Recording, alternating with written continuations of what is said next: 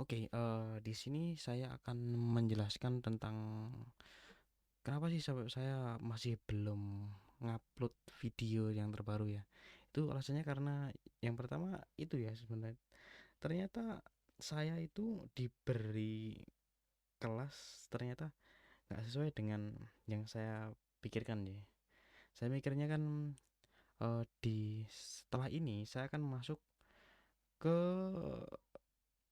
kelas 3 ya. Saya mikirnya saya masuk ke kelas 3. Ternyata saya masuknya ke kelas 1 dan saya sebenarnya kan ingin membahas tentang kuliah online dengan saya ya. Jadi di kuliah online dengan saya akan menjelaskan tentang tiga konsep ya, yaitu DKV, DKV, kemudian sistem informasi sama software engineer ya, SE ya.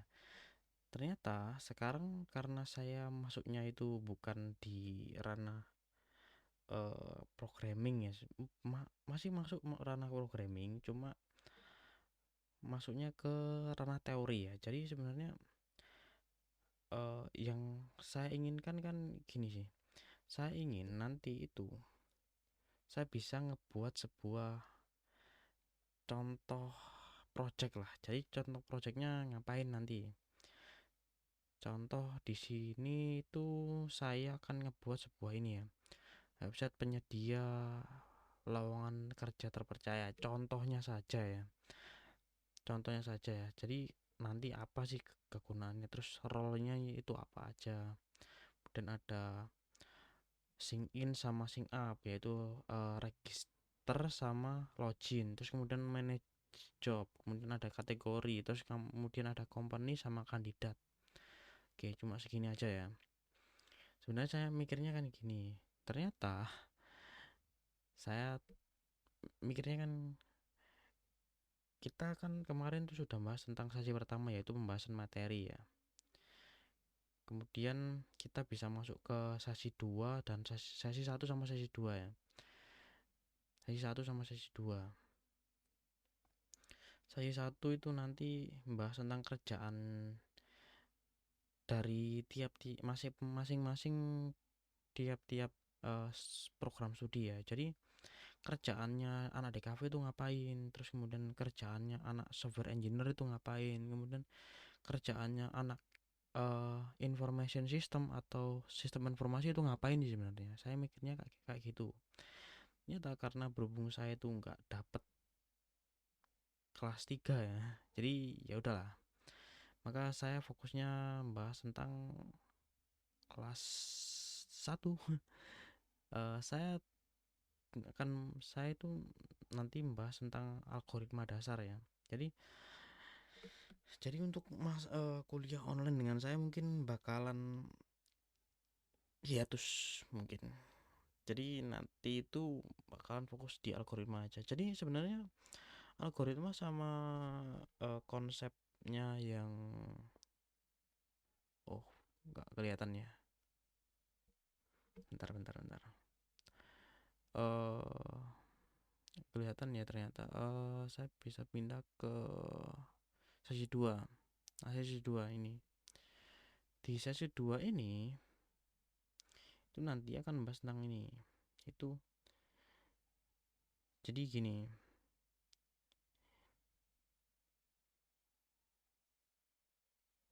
Nah, ini ya. Sini kita akan di sini saya akan nanti akan explore lah ide saya nanti. Jadi kita akan bangun tentang website apalah, belajar belajar coding Indonesia atau apa. Jadi nanti itu konsepnya itu berbasis proyek lah. Jadi nanti itu kita akan ngebikin sebuah website belajar coding menggunakan HTML sama CSS. Tapi karena berhubung saya nggak dapet ya, jadi nggak dapet kelas 3 ya, ya udah berarti saya balik lagi ke kelas 1. Jadi konsep dari kelas 1 sendiri adalah mempelajari tentang dasar-dasarnya. Jadi nanti di algoritma dasar itu nanti kita akan belajar tentang konsep dasar apa sih sebenarnya pemrograman itu, terus kemudian apa sih sebenarnya yang namanya algoritma. Nah, karena saya nggak bakalan bahas tentang ini ya sesi 2 ya, karena hiatus ya. Saya bisa close. Oh, ternyata. Oke, kembali lagi ke ini ya, ke sini ya. Nih ya, jadi kuliah online dengan saya ini bakalan nggak nggak lanjut sih sebenarnya. Jadi nggak lanjut. Jadi kita akan membahas tentang ini sebenarnya. Jadi kemarin itu saya sudah membahas tentang ini ya. Jadi kelas 1 itu nanti akan membahas tentang apa sih sebenarnya. Jadi yang pertama akan dibahas itu yaitu kesempatan bersama ya. Karena ini modulnya yang dipelajari anak-anak ya, atau teman-teman yang masih kelas 1 SMK ya. Jadi nggak bakal saya buka ya kesepakatan belajar, tapi kita akan membuka ke penjelasannya.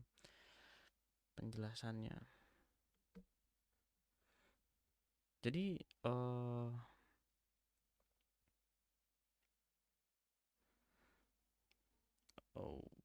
bukan sih sebenarnya, bukan ini, bukan penjelasan ternyata. Ini ya, ini ternyata algoritma.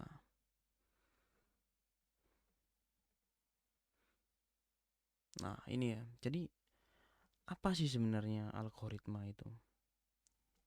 Nah kita akan membahas tentang algoritma. Sebenarnya algoritma itu apa sih? Jadi algoritma itu nanti akan dibahas tentang secara sederhana itu apa, terus kemudian link pembelajarannya kita bisa buka ini ya, yaitu videonya Pak Sandika Gali ya.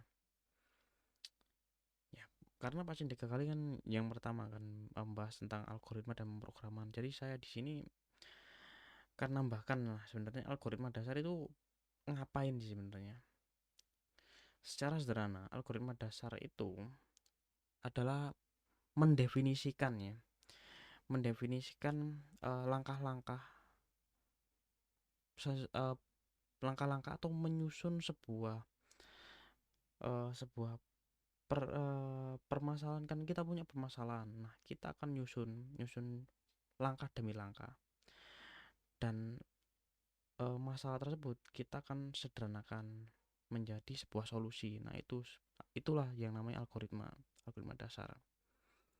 Nah algoritma ini adalah sebuah fondasi penting ya dalam ilmu komputer, pemrograman, ataupun matematika. Jadi algoritma itu sebenarnya juga dipelajari ya di matematika, tapi saya nggak tahu secara spesifiknya gimana kalau di di pembelajaran matematika. Tapi algoritma ini memang dasar untuk mempelajari sesuatu ya.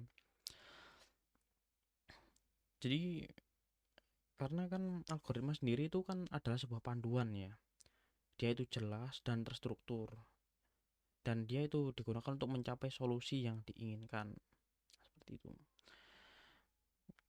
Oke, ini sebenarnya karena ini pembahasannya sebenarnya, kalau ngomongin ini lengkap atau enggak, sebenarnya enggak lengkap sih sebenarnya. Ini kan apa-apa yang bisa saya ambil lah dari internet.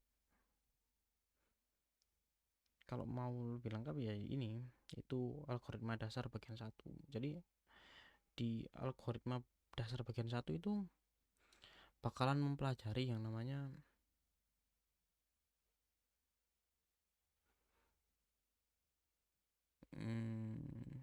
mana sih? Kok nggak muncul?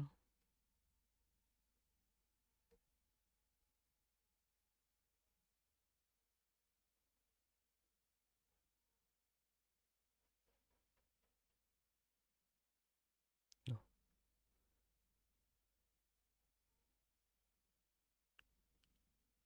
nggak muncul. Bentar. Gimana sih konsepnya ini?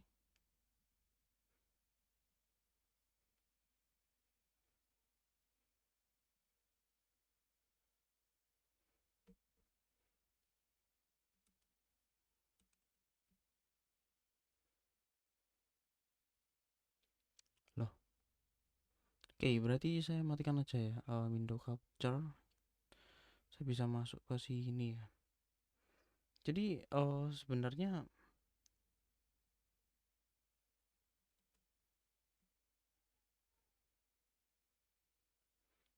ini kok masuknya ke sini ya?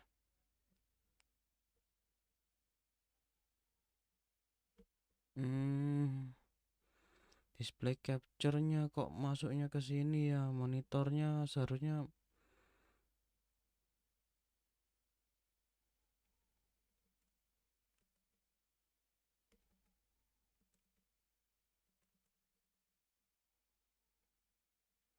bentar.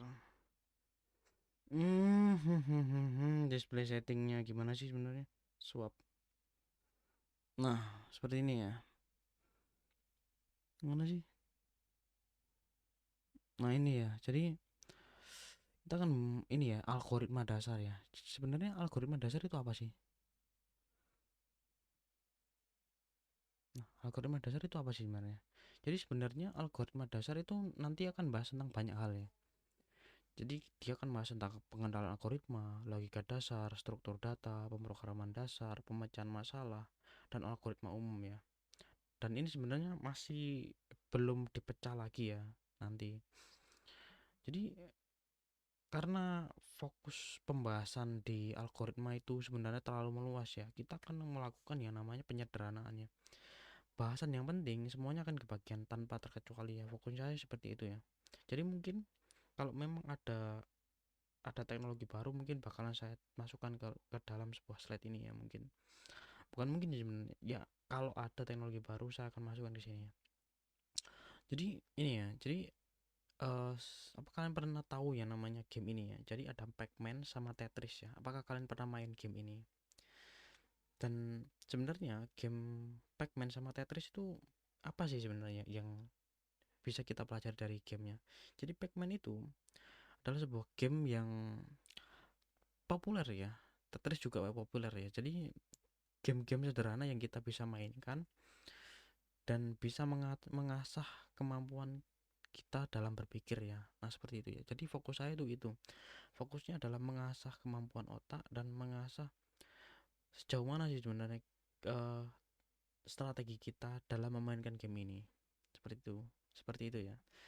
Jadi kita akan masuk pembahasannya pertama ya, yaitu sebenarnya apa sih algoritma itu? Algoritma dalam arti pertama adalah urutan langkah-langkah logis ya. Tadi kan juga ada di apa di Word tadi ya. Urutan langkah-langkah logis dan sistematis yang disusun untuk menyelesaikan suatu masalah tertentu. Dan yang kedua adalah urutan atau langkah. Jadi yang pertama adalah urutan langkah-langkah, yang kedua ini disederhanakan ya, yaitu urutan atau langkah untuk menyelesaikan sebuah masalah pemrograman, komputer, dan matematika. Tadi ya saya jelaskan ya. Jadi pemrograman dan komputer itu saling terkait ya, dan matematika juga itu saling terkait. Matematika itu juga terkait dengan fisika, fisika terkait dengan kimia, dan banyak ya sebenarnya. Kalau masuk ke dalam algoritma sendiri, algoritma itu sebenarnya bisa sih sebenarnya dimasukkan ke banyak ilmu pengetahuan lainnya bisa. Karena kan algoritma itu kan adalah sebuah urutan langkah ya. Karena fokusnya adalah urutan langkah, jadi dia bisa masuk ke segala lini ilmu pengetahuannya. Jadi sebenarnya apa sih itu algoritma? Algoritma, kita bisa bayangkan kita sebagai manusia ya. Manusia itu menerjemahkan suatu masalah ke dalam suatu langkah kecil yang nantinya langkah kecil tersebut akan diselesaikan oleh komputer. Jadi bisa dibilang kita itu yang menuntun komputer agar eh, komputer itu dapat memberikan informasi atau data atau nilai kalkulasi yang mereka bisa berikan dari informasi yang telah kita masukkan ke dalamnya. Seperti itu. Oke, lanjut ya. Tambahannya. Jadi, oke, karena kita sudah membahas algoritma, kita harus bahas tentang pemrogramannya.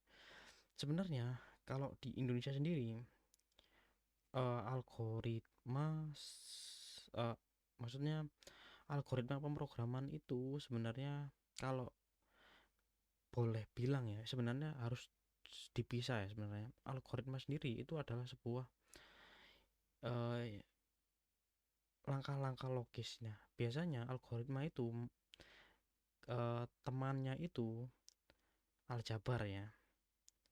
Jadi algoritma sama aljabar itu sebenarnya temannya. Jadi karena si eh, penemu ilmu pengetahuan ini adalah satu orang ya yang terkenal ya, orang Islam ya. Nanti akan kita bahas ya. Jadi algoritma itu sebenarnya temannya aljabar. Jadi algoritma ini juga punya teman lagi yang namanya heuristika. Nah, nanti kita akan bahas tentang heuristika. Oke, pemrograman. Ada atau pernah dengar yang namanya pemrograman? Nah, sebelum saya jelaskan, saya ingin tahu. Oh, ini nggak usah sih sebenarnya. Sebelum saya jelaskan, ini nggak usah ya. Jadi sebenarnya pemrograman itu apa sih sebenarnya? Pemrograman itu adalah sebuah proses ya, yaitu dari menulis, menguji dan memelihara kode. Instruksi yang ditunjukkan untuk mengendalikan perilaku komputer. Nah, ini ada apa pemikiran saya, yaitu belajar pemrograman itu susah.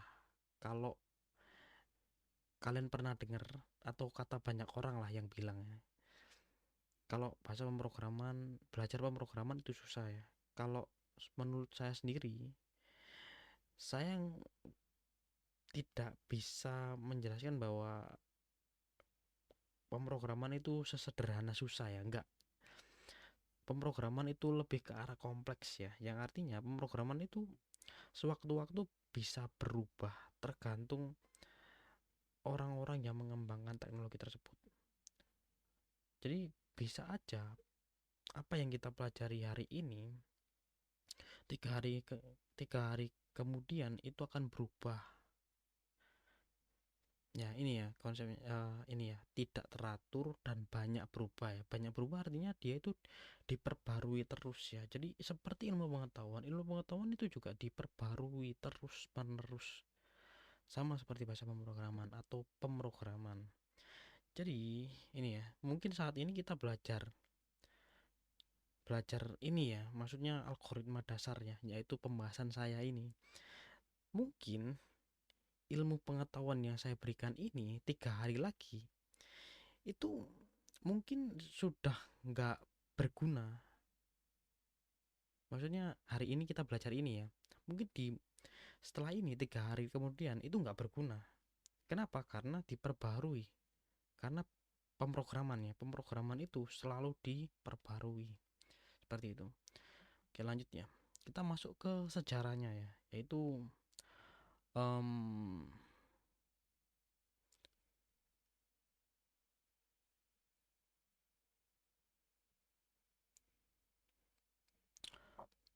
kita akan masuk tentang ini ya, yaitu sejarahnya ya.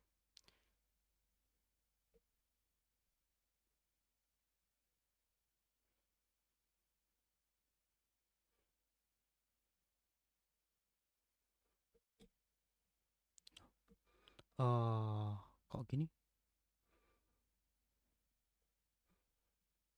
Oke, jadi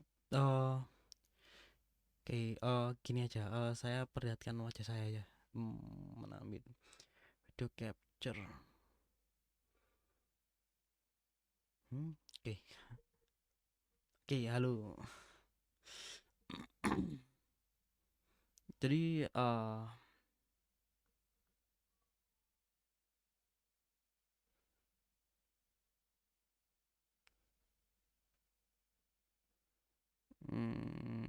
kok besar ya, segini aja. Oke, kita akan masuk ke ini ya, yaitu sejarahnya ya, ya. Oke, ya.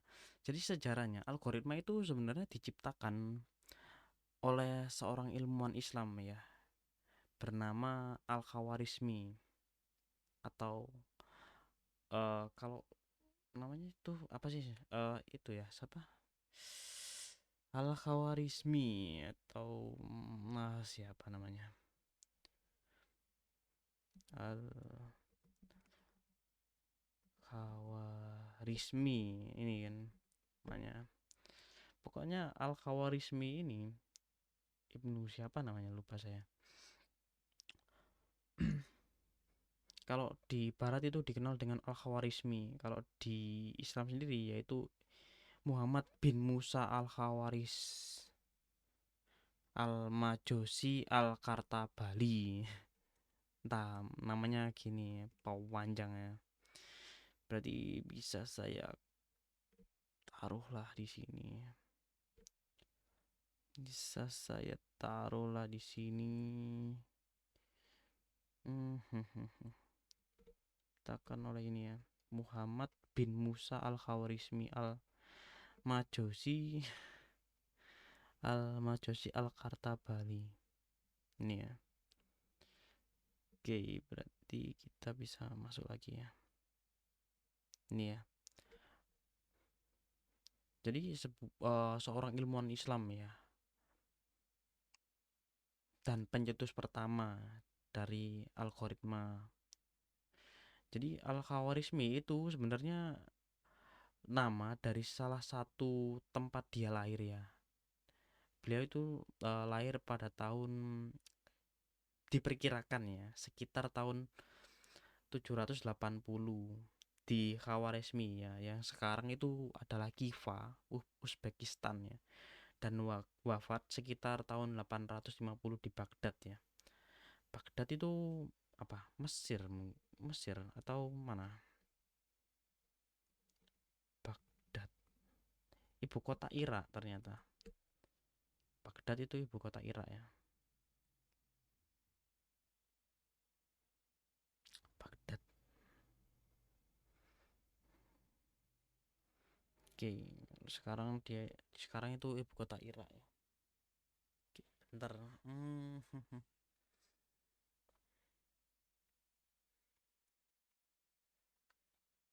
oh, oh, oh.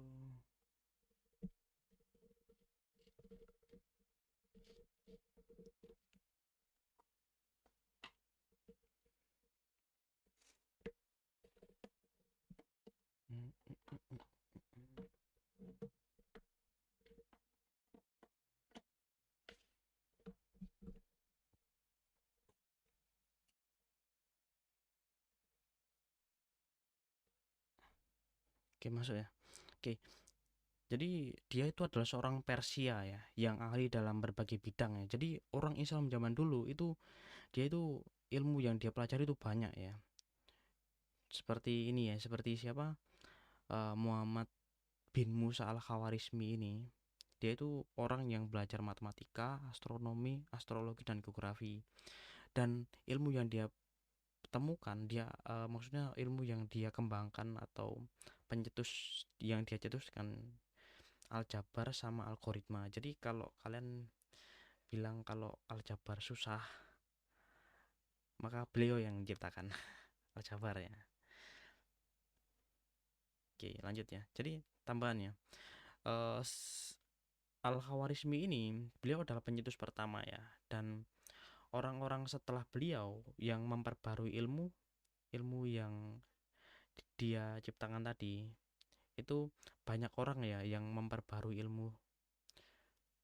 Nah, saya nggak tahu sih sebenarnya, maksudnya pencipta pertama, maksudnya bukan algoritma sih sebenarnya, ilmu yang beliau pelajari itu sebenarnya dari mana atau peradaban apa. Tapi kalau saya bilang sih sebenarnya bisa aja bukan Yunani sebenarnya. Kalau zaman dulu Mesopotamia atau apa gitu ya, atau sebelumnya lah.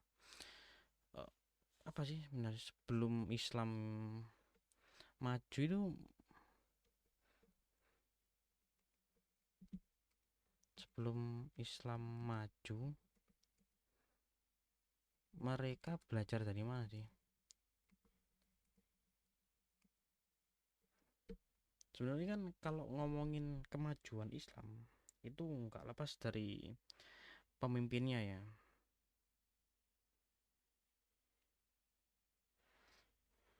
Jadi yang paling penting itu pemimpinnya sih sebenarnya.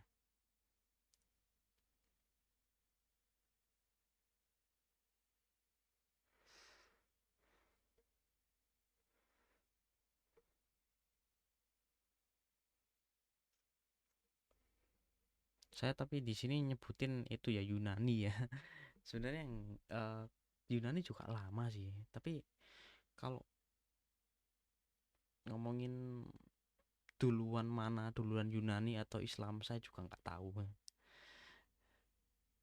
Tapi kalau melihat peradaban di masa lalu ya, jadi kalau kita ngelihat peradaban di masa lalu, mereka itu ya peradabannya kan sebenarnya kan satu sama lain kan sebenarnya garisnya sama, cuman eh, apa yang mereka apa yang mereka maksudnya fokusnya ya, yaitu negara yang mereka maksudnya negara yang jadi negara yang mereka fokuskan atau mereka yang pelajari itu ya cuma negaranya mereka sendiri. Kalau mereka pindah ke negara lain mungkin cuma pedagang atau orang-orang yang penting-penting saja. Kalau ngelihat lihat dari orang-orang zaman dahulu ya, jadi saya juga nggak tahu sih sebenarnya. Kan yang menulis sejarah ini kan orang-orang itu sebenarnya orang-orang yang pintar-pintar kan.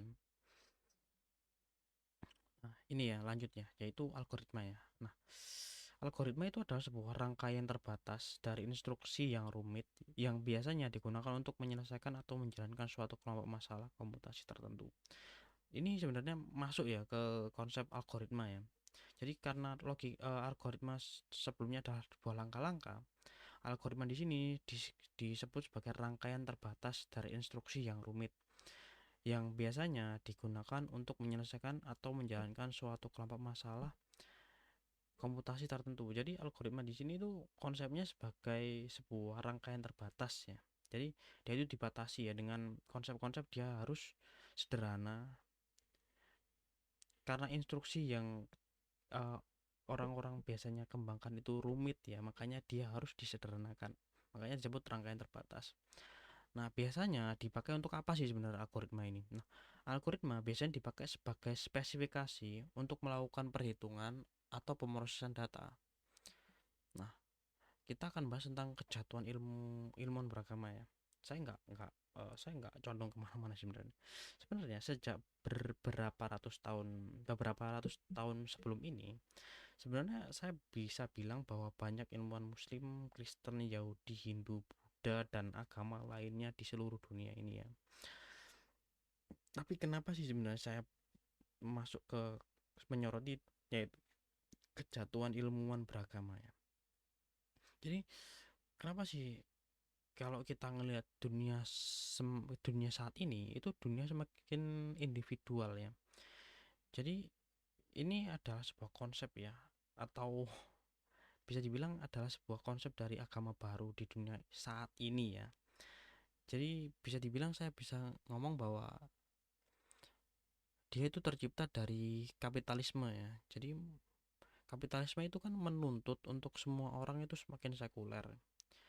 Jadi kalau bisa bilang sekuler itu level keempat, kemudian level yang paling atasnya adalah individual ya, yang artinya mereka itu hanya fokus pada diri mereka sendiri ya. Kalau kalian pernah tahu ya, Hawking sama Einstein itu, mereka sebenarnya kan adalah sebuah ilmuwan kontemporer di abad ini ya. Jadi Hawking sendiri orang yang konsepnya dia adalah seorang ateis ya, sedangkan Einstein sendiri dia sebagai seorang agnostik ya. Kalau saya bisa bilang dari maksudnya dari beberapa sumber sumber ya yang pernah saya baca lah. Jadi kalau bisa bilang yang paling terkenal lah, kalau kalau kita ngelihat saat ini ya, kalau memang ada ilmuwan lain yang memang bisa dikatakan dia itu beragama dan maksudnya dia itu orang yang maksudnya dia itu memberikan sebuah ilmu yang terbaru, saya juga nggak tahu sih sebenarnya karena kan yang paling disoroti kan cuma dua ini kan, Hawking sama Einstein ya, dan lain sebagainya mungkin masih banyak sebenarnya, tapi kan yang saya soroti kan dua ini. Jadi apa sih sebenarnya yang bisa saya ambil ambil dari kedua orang ini ya, dua tokoh ini ya. Jadi bisa saya ambil kesimpulan bahwa garis lurusnya yaitu adalah sebuah mereka berdua adalah individual. Yang paling penting dari kehidupan saat ini adalah hidup sebaik-baiknya dan harus menjaga agar generasi selanjutnya bisa menjadi lebih baik lagi dari kita saat ini sebenarnya. Kalau saya ngelihatnya ya. Jadi kita akan lanjut lagi ke algoritma ya. Jadi algoritma itu sangat mutakhir ya dalam melakukan deduksi otomatis, dan itu biasanya disebut sebagai penalaran otomatis ya. Dia biasanya menggunakan tes matematis dan logis untuk menyelesaikan suatu masalah. Biasanya dia mengarahkan eksekusi kode melalui berbagai rute dan biasanya disebut sebagai pengambilan keputusan otomatis. Dalam pemakaiannya, manusia itu diibaratkan sebagai deskriptor atau penerjemah. Mesin itu sebagai sebuah metafora ya, yang dipakai dan diterapkan oleh Alan Turing ya. Alan Turing itu adalah orang yang menciptakan, bukan menciptakan sebenarnya, membuat terminologi seperti memori, search, sama stimulus. Memori itu konsepnya adalah penyimpanan, search itu adalah pencarian, sedangkan stimulus artinya stimulus itu kayak diberikan apa? Maksudnya kayak diberikan ide lah. Ini gini gini gini. Nah, seperti itu ya. Saya nggak bisa menjelaskan stimulus itu seperti apa ya. Mungkin kalian bisa cari-cari lah stimulus itu apa, kemudian memori itu apa, search itu apalah. Kalian bisa bisa belajar lah. Jadi karakteristik dari algoritma yang pertama adalah jelas ya. Algoritma itu harus didefinisikan dengan jelas dan tidak ambigu, sehingga dapat dipahami dan diikuti oleh orang orang lain ya. Kemudian terstruktur ya. Algoritma itu harus memiliki struktur yang terorganisir dengan langkah-langkah yang terurut dan logis ya. Kemudian dia terbatas ya. Algoritma itu harus memiliki jumlah langkah yang terbatas dan dapat diselesaikan dalam waktu yang wajar. Umumnya algoritma itu harus diterapkan untuk menyelesaikan berbagai jenis masalah dengan struktur yang sama. Terus kemudian efektif ya. Algoritma itu harus menghasilkan solusi yang benar dan optimal dalam hal waktu dan sumber daya yang digunakan. Contoh pemakaiannya, kita bisa ambil contoh lah. Contoh pemakaiannya seperti ini. Kita mencari sebuah bilangan terbesar dalam suatu array. Nah, array itu sendiri seperti apa sih sebenarnya? Array itu seperti wadah ya. Untuk lebih lanjut lagi, kalian bisa tanyakan atau malah eksplor lebih dalam lah sebenarnya array itu sebenarnya apa sih. Tapi sebenarnya setelah ini kita akan bahas tentang array sebenarnya. Jadi algoritma ini dapat digunakan untuk menentukan nilai maksimum dalam kumpulan data tertentu. Kemudian kita dapat melakukan penghitungan luas luas keliling persegi panjang. Algoritma ini digunakan untuk menghitung luas area persegi panjang dengan mengalihkan panjang dan lebar. Nah, ini contohnya. Kemudian menentukan bilangan prima. Jadi algoritma ini bisa dipakai untuk menentukan apakah suatu bilangan termasuk bilangan prima atau bukan. Seperti itu. Kemudian ini ya. Nah, kita akan membahas tentang temannya dari algoritma. Algoritma itu punya teman yang namanya heuristika. Nah, heuristika itu dalam pendekatannya dia itu dipakai untuk memecahkan masalah komputasi yang tidak sepenuhnya terspesifikasi dan tidak terjamin hasilnya. Dia itu hasilnya itu bisa benar atau tidak.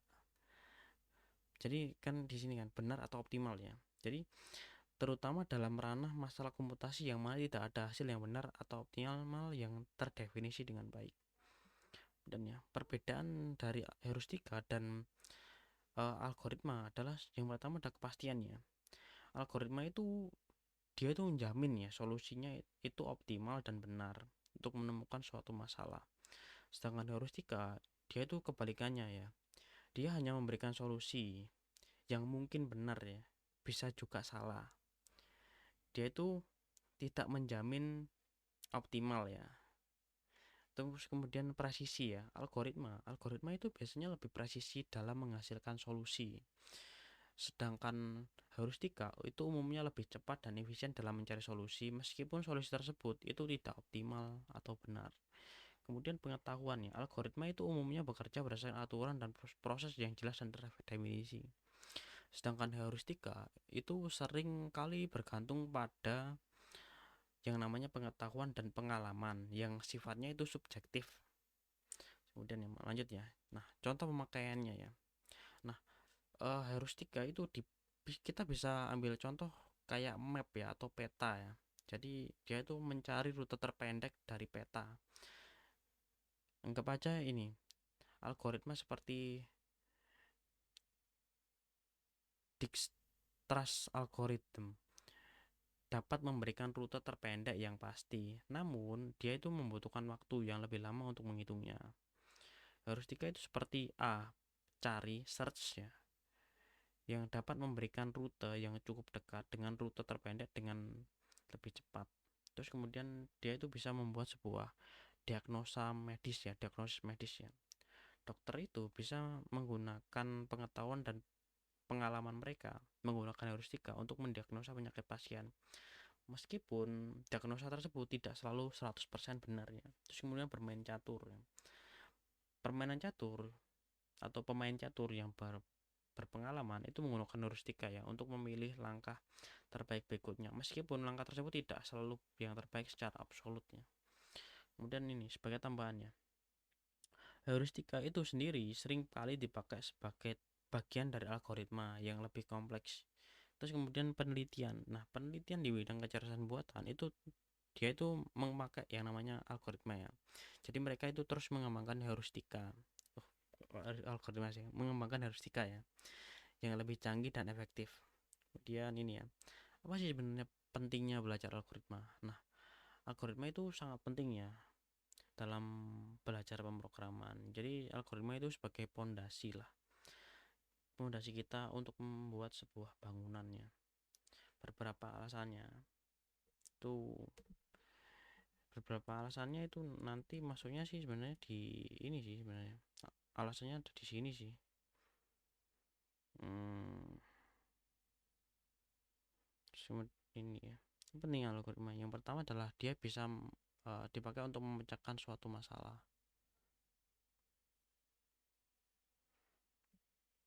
Terus kemudian meningkatkan efisiensi dan efektivitas. Terus kemudian dia itu dipakai untuk memudahkan kita dalam memahami dan memelihara kode. Yang keempat adalah membangun fondasi pemikiran kita dalam berpikir komputasi. Kelima adalah dasar dari berbagai teknik pemrograman yang bisa kita pelajari lah nanti. Nah, contoh manfaatnya seperti tadi ya, algoritma pencarian dipakai untuk mengurutkan komparasi data. Nah, komparasi data ini itu seperti contoh ya, kita memiliki sebuah file yang ukurannya itu ukurannya besar ya. Nah, di algoritma kompresi dia akan mengecilkan ukuran file tersebut. Seperti contohnya gambar atau video dan dipakai untuk menghemat ruang penyimpanan. Terus kemudian algoritma kriptografi. Nah, kriptografi ini dipakai untuk mengamankan data atau informasi dengan cara enkripsi ya dan mendeskripsi data seperti saat melakukan transaksi online banking kalau kalian pernah tahu. Kemudian ini ya, bagaimana algoritma dipakai untuk menyelesaikan suatu masalah. Nah, algoritma sendiri biasanya dipakai untuk menyelesaikan suatu permasalahan dengan cara mendefinisikan langkah-langkah yang dilakukan untuk mencari solusi yang diinginkan. Contohnya kita harus mendefinisikan masalah, kemudian menganalisa sebuah masalah. Kemudian kita bisa ngelakuin yang ketiga adalah pemilihan algoritma yang mau kita pakai. Kita bisa pertimbangkanlah faktor-faktor seperti ini. Algoritma yang mau kita pakai itu seberapa lama sih sebenarnya waktu yang kita perlukan, terus kemudian seberapa banyak sih sebenarnya ruang yang kita mampu berikan untuk algoritma untuk menyelesaikan suatu masalah. Terus kemudian ketepatannya ya, harus tepat ya algoritma itu dalam memberikan sebuah solusi yang dihasilkan, kemudian harus mudah diimplementasikan dalam kode kode program. Nah, seperti itu ya. Kemudian implementasi algoritma. Nah, algoritma itu dipilih berdasarkan bahasa yang kita kita pakai ya, kita sesuaikan ya. Hal ini melibatkan kita menerjemahkan langkah-langkah tersebut, kemudian harus dipahami, terus dapat dijalankan oleh komputer. Kemudian menguji dan evaluasi. Jadi kita menguji dan evaluasi. Kalau saat pengujiannya itu dia gagal, maka kita harus evaluasi sebenarnya kode ini sebenarnya salah di mana, terus gimana sih sebenarnya menyelesaikan kesalahannya. Terus kemudian yang keenam adalah menyempurnakan algoritma. Jadi algoritma sendiri itu nggak sempurna ya. Jadi kita harus terus menyempurnakan algoritma. Sama seperti ilmu pengetahuan. Ilmu pengetahuan juga nggak sempurna. Dia itu nggak seperti, maksudnya kayak nggak seperti agama ya. Maksudnya kan agama kan dia dipakai sebagai petunjuk ya untuk manusia, umat manusia ya. Sedangkan ilmu pengetahuan dipakai sebagai uh, kalau disebut sebagai bekal sih sebenarnya nggak bekal sih sebenarnya. Algoritma maksudnya ilmu pengetahuan itu dipakai untuk menjelaskan apa sih sebenarnya yang dijelaskan di, maksudnya di kitab suci tersebut. Sebenarnya gini loh, kalau di kitab suci, nah kita sebagai manusia kita harus uh, coba lah sebenarnya di kitab suci begini, gimana kalau kita coba di dunia nyata seperti itu. Maksudnya kitab suci sebagai sebuah tuntunan yang memang dipakai oleh manusia ya, tapi kita juga harus belajar ya dari tuntunan tersebut untuk perkembangan umat manusia ya. Jadi manfaatnya sebenarnya kan, yang paling penting kan manfaatnya. Kalau memang merugikan ya itu uh, bukan tanggung jawab saya ya. Jadi sebenarnya uh, kan kalau memang saya nggak begitu fokus ya antara benar dan salah ya, karena kan benar dan salah itu kan urusan masing-masing ya. Saya nggak uh, terlalu ambil pusing lah kalau masalah benar atau salah ya, itu urusan masing-masing ya. Sini ya tadi ya, mencari rute terpendek, terus kemudian menyortir data, terus kemudian mencari kata dalam sebuah dokumen, terus kemudian ngebuat kompresi data. Oke ya, terus kemudian kita bisa lanjut ke mana tadi. Nah ini ya, apa sih sebenarnya pentingnya belajar ini ya, bagaimana algoritma dipakai untuk menyelesaikan suatu masalah. Sudah ya. Nah, kita masuk ke ini ya, terbaru sebenarnya. Apa kalian pernah lihat berita tentang penyerangan ransomware ke instansi pemerintah kita ya? Sebenarnya ini sebenarnya sudah lama sih sebenarnya, beberapa minggu sebelumnya kan. Sebenarnya bahasan tentang ransomware sendiri ini sedikit berbeda dengan algoritma ya, karena ini adalah tentang keamanan ya, keamanan sebuah sistem ya. Sedangkan algoritma itu adalah sebuah konsep dari kita belajar lah. Sebenarnya gimana sih kita menyelesaikan suatu masalah. Tapi nggak apa-apa lah, kita akan bahas tentang ransomware ya. Ransomware sendiri adalah sebuah konsep ya. Kita kan nggak bahas ransomware-nya dulu ya. Kita akan bahas tentang bagaimana sih sebenarnya mengamankan suatu sistem ya. Sebenarnya sistem itu dapat saya sebut tidak ada yang namanya ilmu pengetahuan atau teknologi buatan manusia yang sempurna ya. Selalu ada kelemahan, selalu ada celahnya ya. Sistem selalu ada celahnya ya, seperti bug. Tapi kalau bisa saya katakan ya, bug itu selalu sama si pembuat sistemnya selalu selalu diperbarui ya. Maksudnya ada celah sedikit aja mereka kan tahu, makanya mereka akan perbarui bug tersebut dan hilangkanlah sedikit demi sedikit. Nah, virus bisa masuk ke dalam sebuah komputer itu biasanya, kebanyakannya ya, saya bilang kebanyakannya, kenapa? Karena rata-rata sistem itu bisa kebobolan karena ya kesalahan manusia sendiri, human error. Jadi pembuat sistem itu selalu paham sebenarnya kelemahan sistem ini di sini, makanya dia selalu mengembangkan teknologi yang dia punya. Terus sebenarnya kita lanjut ya. Sebenarnya apa sih sebenarnya itu ransomware? Nah, ransomware itu ada dua ya, yaitu tebusan. Ransomware itu artinya tebusan, ware-nya adalah virus ya.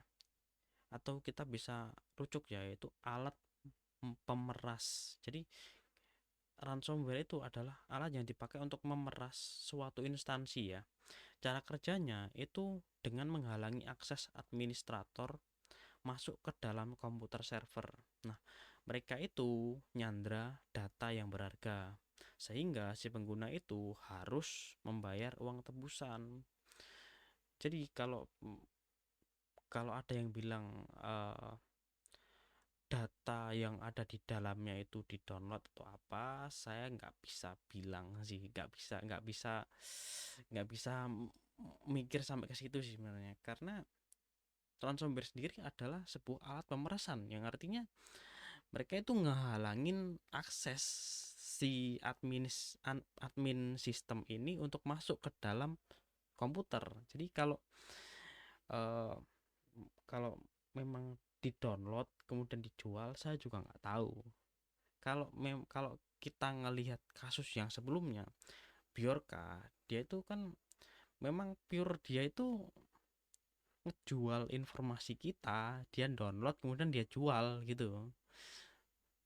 Kalau ransomware beda. Jadi ada dua konsep ya, cara untuk memahami ransomware. Nah, paling sederhananya itu mengunci sistem. Itu nggak susah kalau para ahli menanganinya. Yang kedua, kalau paling canggih itu mengenkripsi data atau berkas sehingga nggak bisa diakses. Jadi mau diapain ya nggak bisa, karena bisa aja data di dalamnya itu dihapus seperti itu. Kemudian kita masuk ke enkripsi ya. Nah, enkripsi, dari tadi kita bahas tentang enkripsi ya, tapi nggak tahu apa sih sebenarnya enkripsi. Nah, enkripsi sendiri itu artinya penyandian. Penyandian. Deskripsi ya, enkripsi ya, artinya penyandian, dan deskripsi artinya pemecahan kode. Nah, biasanya sandi itu dibuat dari sebuah proses matematika yang rumit ya. Jadi contohnya dia pakai perkalian bertingkat. Nah, kita masuk ke ransomware lagi ya. Sebenarnya ada dua solusi ya. Yang pertama adalah bukan solusi sebenarnya. Maksudnya paling jeleknya itu gimana sih sebenarnya? Yang pertama adalah data loss ya. Artinya kita kehilangan data atau informasi ya. Jadi solusinya itu adalah backup. Kita harus punya harddisk yang bisa nge-backup, atau sebuah server yang punya uh, storage atau penyimpanan yang banyak gitu. Dan atau kalau jelek-jeleknya uh, beli NAS lah yang dia itu bisa apa namanya, kalau harddisknya rusak atau kena apa gitu kan, dia itu bakalan mindah data atau informasi yang kita perlukan seperti itu. Atau yang kedua, data breach, artinya kebocoran data. Nah, kebocoran data itu maksudnya kasusnya Bjorka. Jadi solusi dari data breach ini nggak ada solusinya. Jadi kalau memang ada solusinya, nggak ada. Kalau tanya solusi, nggak ada. Jadi adanya apa dong? Nah, adanya itu adalah pencegahan. Nah, pencegahannya itu pakai enkripsi. Jadi data yang kita punya ini kita enkripsi sehingga yang tahu sandinya cuma kita aja, dan kalau memang kebobolan sandinya, maksudnya enkripsinya bisa kita perbarui lagi seperti itu. Jadi enkripsi itu dia tuh ya seperti password, tapi password yang bisa diperbarui secara cepat. Nah, kalau kalian pernah tahu ya, enkripsinya WhatsApp, end to end enkripsi. Nah, itu juga sebuah penyandian. Jadi kalau kita punya pesan halo ke pacar kalian, dia itu dienkripsi sehingga pihak ketiga itu nggak tahu informasi yang kita kirimkan itu seperti apa. Baru kalau diterima pacar kita tahu apa yang kita tuliskan itu, seperti itu. Kemudian ya speaking enggak sih sebenarnya. Oke, selesai. Jadi itu ya pembahasan tentang algoritma dasar bagian pertama ya. Nanti akan bahas tentang algoritma dasar bagian kedua sama bagian ketiga, kemudian lanjut lagi ke logika ya. Jadi mungkin cukup sampai sini ya untuk pembahasan tentang algoritma dasar dan pembahasan tentang kenapa sih saya nggak update nggak update masalah nggak update sama kuliah online dengan saya ini. Ya, alasannya karena saya kebagian algoritma dasar. Jadi saya nggak bisa ngebikin full tutorialnya atau full materinya seperti itu ya. Mohon maaf ya. Oke, terima kasih kalau begitu.